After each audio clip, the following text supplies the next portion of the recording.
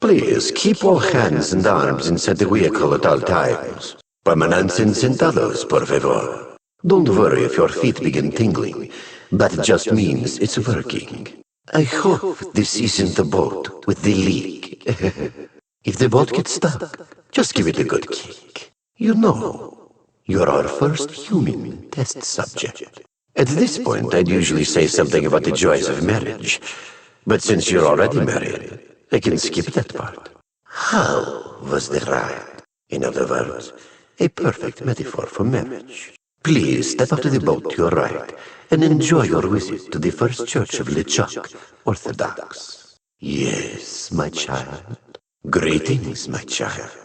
Welcome to the First Church of Lechuk, Orthodox. I am Father Allegro Rasputin. How may I help you? Not at all. This temple is dedicated to worshipping the awe-inspiring perfection that is Lechuk. I kindly suggest that you mind your tongue, heretic. Such blasphemies will not be tolerated in the house of Lechuk. They're remarkably alike. Only ours has a lot more screaming flames and pointy sticks. Yes, I know. We use it for church ceremonies. Good question, Tovarish. Here at the Church of Lechuk, we see marriage as a plunge into the unknown.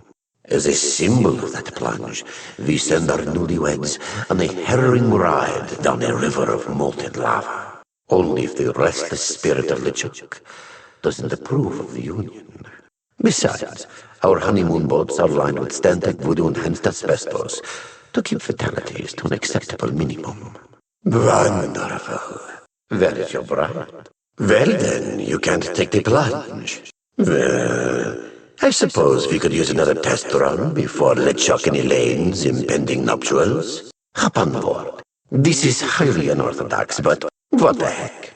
Oh yes, the prophesied wedding of noble Lechuk and the chaste Elaine. All the signs point towards the prophecy being fulfilled any day now.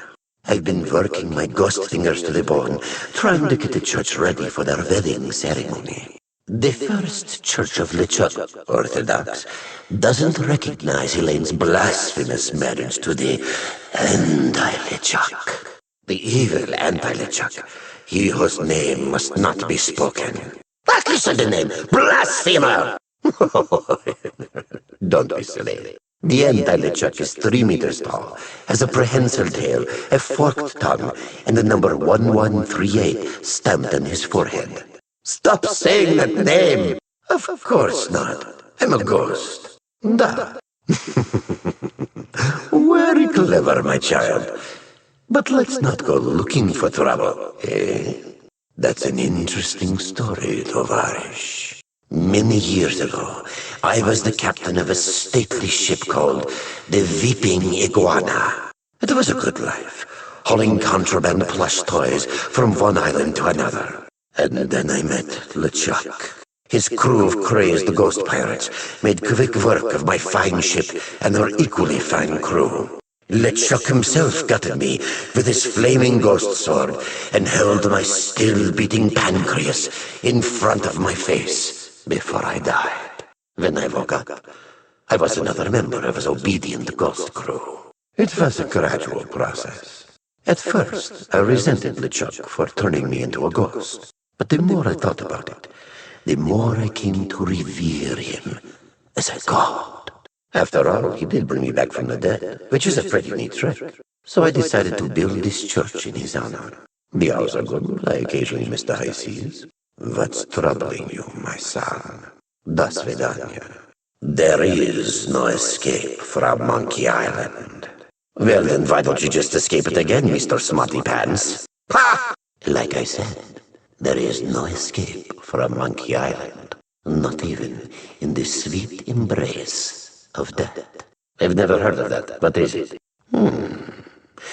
During my travels with Lechuk, I noticed that the easiest way to defeat a voodoo curse was by employing a bigger voodoo curse. But perhaps I'm oversimplifying your plight. Think big, Tovarish. You must do as Lechuk does when beset by many enemies at once, my son. No, you must turn your enemy's energies against themselves. How should I know? I'm just a ghost. As you wish. Weddings.